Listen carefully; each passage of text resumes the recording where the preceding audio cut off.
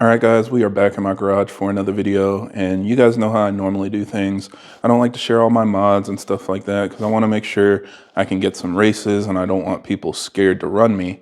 But today we're in the lab and I'm going to share with you a little bit of what goes on here. So yes, there's a new beast coming in town. I am tuning the BMW X7, but don't go selling your car. It's okay. I'm going to be humble about it. I won't go rolling everybody up. I'll let you guys still get some wins and stuff like that. But I just kind of wanted to show you the process of how this works. It's relatively simple. This should be the same for most G-Series BMWs that need a bench unlock. So we're going to be flashing full stage 1 on the BMW X7. Yes, that's right, full stage 1. Again, don't get scared. Don't click off and go turn your car back to stock.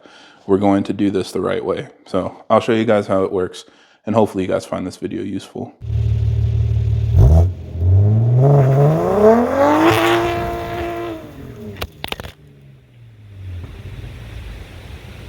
Now, as always, for everybody that's new to the channel, I create these videos to help keep you updated on the latest developments in our community, as well as discuss technical topics so that we have a better understanding of how our engines work.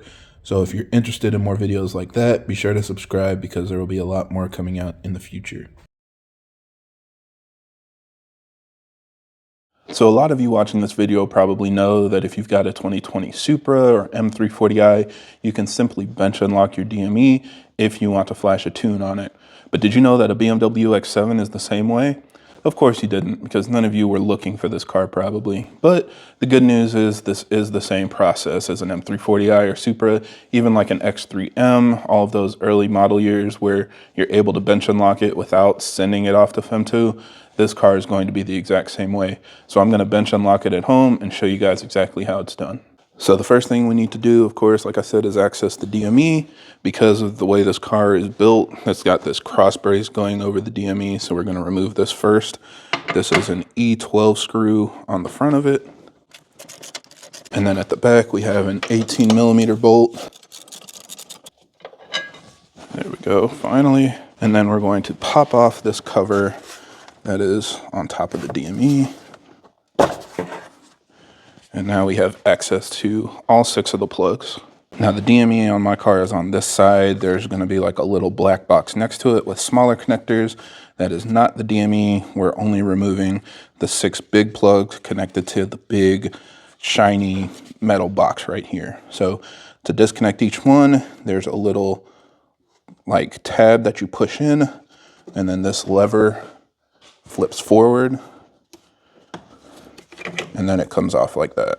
So we'll do that one at a time for each one. So I'm going to use a screwdriver because my fingers are freezing cold and it's barely working, but push in the tab and flip up the lever.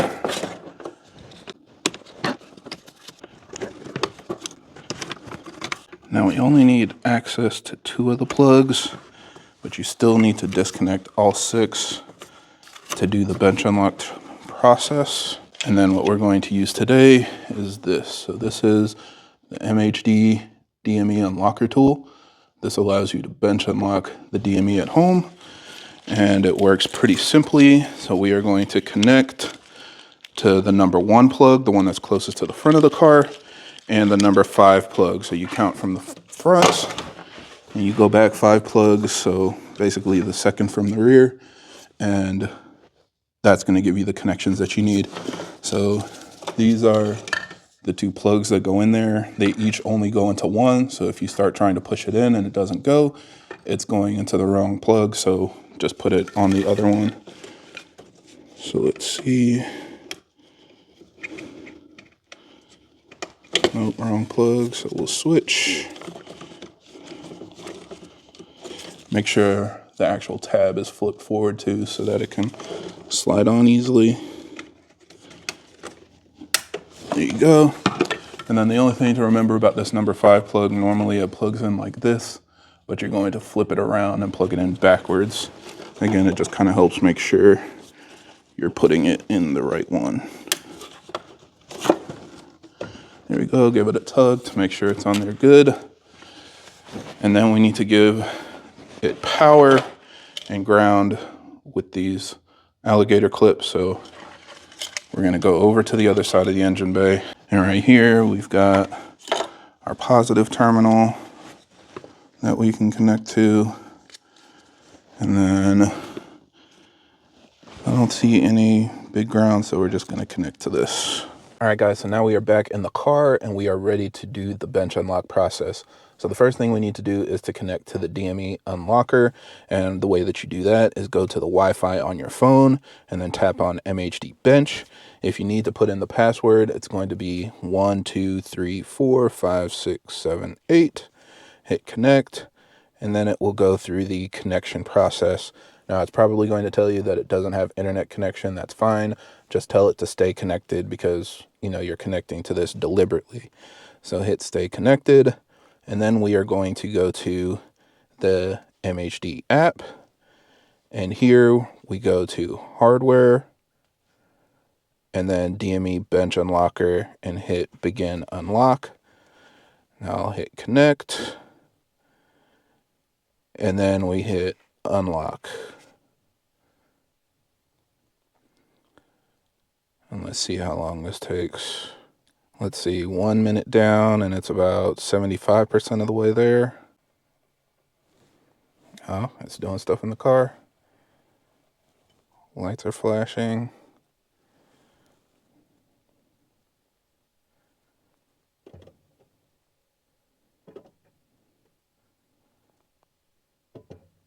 So this is completely normal. It's going to do a lot of stuff in the background while it's unlocking the DME, so I wouldn't worry about it if like your cluster turns off and turns back on or whatever. It's basically a part of the unlock process to access the sections of your DME that you want to be able to tune.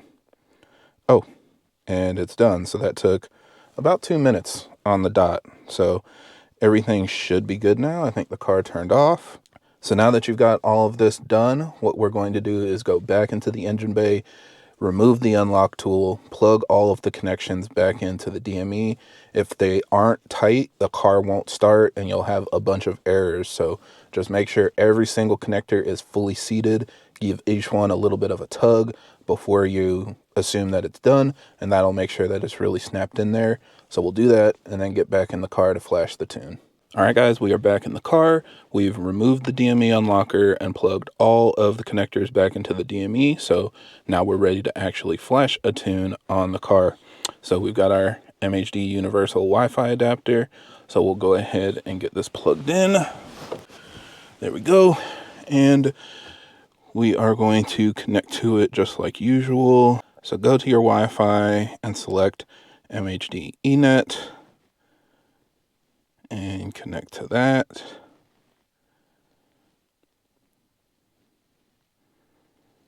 There we go. Then we go back to MHD, and the first thing that I want to do is just do another unlock check, because in the last video I showed you guys that it was able to tell me I needed a bench unlock. So let's see if the bench unlock worked. Bench unlock detected. DME can be flashed with MHD. So thumbs up there. So we are good to go. So now we just need to pick an MHD map. Now, because this is a B58 TU, I only have stage 1 and stage 2. It already has the TU high pressure fuel pump. So really I can do a stage 1 tune for a completely stock car or a stage 2 tune for a downpipe and tune car. Now, I don't have a downpipe yet. I don't want to completely like blow the doors off of everybody. I just want a nice, humble B58 race car. So I'm going to flash stage 1, 93 octane. And then what we can see here is there are a couple different options we can select. So first of all, that exhaust setup, I've got stock downpipe, so I'm going to change that back. Remove the top speed limiter. Not that it's anything, it will be impressive. Sorry, after we flash the stage 1 tune, we'll be doing 200 miles an hour, so I'll keep that checked. It also increases the horsepower and torque gauges, whatever. Burbles are disabled, but what that means is it's going to be the factory burbles. I don't think this car burbles anyway, so we'll see. But if you do have burbles on your car, What you want to do if you want to completely turn it off is actually enable it and then change these settings to something that can't happen. So what I do is set the min RPM to 5,000 and the max to 0, and that makes it so that the burbles will never happen. Otherwise, if you have it disabled, you'll still have the factory burbles in like sport mode and stuff like that. So for now, I'll just leave that off. Cold start noise reduction, I'm not going to turn that on this car, but if you want to reduce the noise when you start your car, you can turn that on. Exhaust flap always open, sure.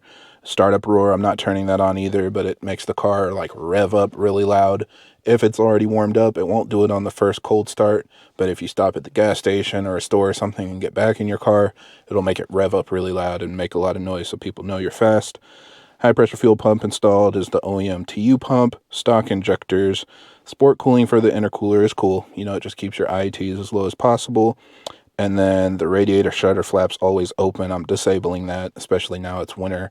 I want them to stay closed so the car can warm up quicker. So all of this stuff is personal preference. This is just how I have it set up. And then because it's the first flash, it's going to be a long write. So let's see how long this takes. And again, it's really normal for messages and stuff to pop up. It's telling me I've got a chassis stabilization warning, a drivetrain malfunction. I'm getting a bunch of PDC errors, cross traffic warning malfunction. All of this is a part of the tuning process, so it is completely normal. And when it's done with the flash, it should clear all your codes, so all of that completely goes away. All right, and it's finishing up the coding, clearing all the codes. And it looks like we're just over 2.5 minutes, almost 3 minutes. There we go. Yeah, so on my timer, it was about 2.5 minutes. On here, it's showing a little over 2 minutes, but not too bad. And the flash is successful. So now we've got the extra power. It's literally as simple as that. Again, I'm sorry to everybody in the Ohio, pretty much in the United States. I know this is going to really wreck your plans for 2025, thinking you were going to be the fastest car on the road. Now there's a stage 1 tuned BMW X7. I don't know what you're going to do with that information, but I hope it at least helps you sleep well at night, that this car can be tuned. So really, that's it for this video. I just wanted to show you guys how to do the flash, and I think next video we'll do some draggy runs, we'll run some logs. I'll show you guys exactly what changes you can expect from doing a stage 1 tune, so stick around for that. And otherwise, I think that's it for this video. So thank you guys for watching, and I hope this helps. And if you have any other questions or comments, leave them down below.